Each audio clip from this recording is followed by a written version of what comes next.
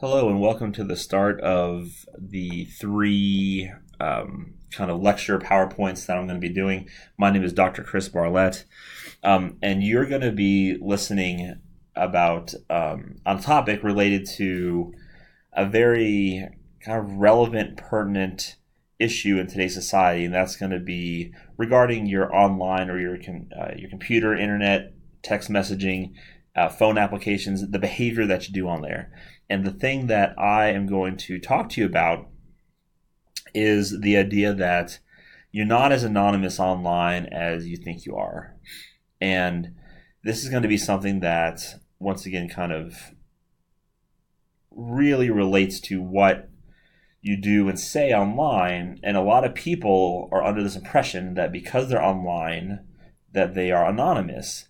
And I'm going to teach you in these three 15-minute PowerPoint presentations that you're actually not as anonymous as you think. All right, so if we take a step back, there's a long history of research that shows that we behave differently when we feel like we are anonymous. So in other words, if we cannot be identified, then we feel that that gives us the license to behave in a way that normally we wouldn't. There's lots of examples of this. For example, the people who are members of the Ku Klux Klan, for example, they wear masks over their head. Why? So that way they cannot be identified. And gang members will do the same thing, where they will wear bandanas and masks over their head. So once again, to help them not be identified. And the goal here, once again, is that if you cannot be identified, then you can not get in trouble for the things that you do in the real world. So this is why the KKK, for example, they wear their masks and whatnot, so that way they can intimidate people, scare people, but also because if they kill someone or if they burn a cross on fire or they do something illegal, then no one can identify them to pin the crime on.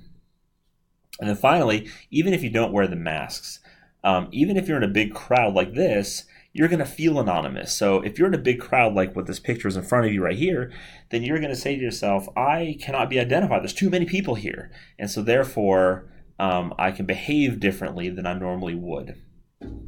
Now, what's going to happen here is that when you're online, your behaviors that you do, especially the kind of the bad behaviors that you may or may not do online, they get magnified.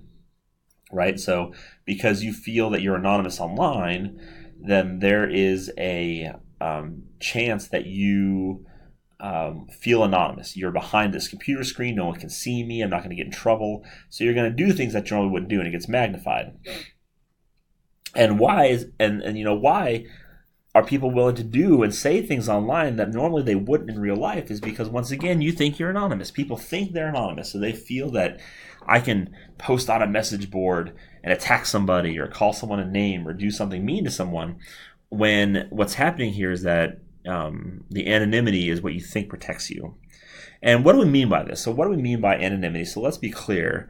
Researchers have kind of said different things about what online anonymity really means. The first two are by a researcher named Michelle Wright, and that's the idea that you're not going to get caught and you're not going to get punished by authority figures for the things you do online. Why? Because they can't be traced back to you, that's what a lot of people think. Now, please know that that's not real. So people online are under this impression, or they have this perception that they are anonymous. And then finally, what I've defined it as is that you think you have this license to say whatever you want because you're not going to get caught.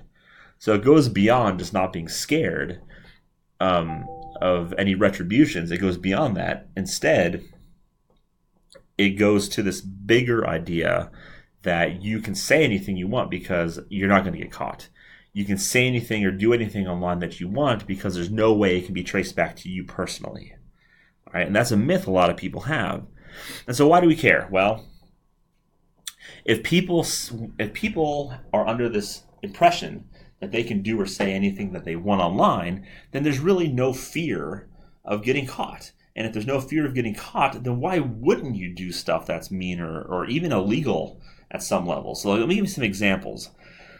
These are things that are either illegal or unethical. So some things do not cross into the realm of kind of into the illegal kind of area, but there is some gray area. We're going to talk about that later. So number one, like you could download music, movies, shows illegally, right? You can cyberbully others, so you can say mean things to people.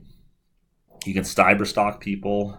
This goes beyond just like, like checking out a job applicant's name on Facebook. This goes way beyond that. This is like actually stalking someone, posting notes, stuff like that. Cyber grooming, sexting, identity theft, creating and transmitting computer viruses. What all these things have in common is that they're done online. They're illegal or unethical, depending on how far you take certain things. And in addition to that, people do these things because they don't think they're going to get caught, right? They think that they're anonymous online, so they're not going to get in trouble.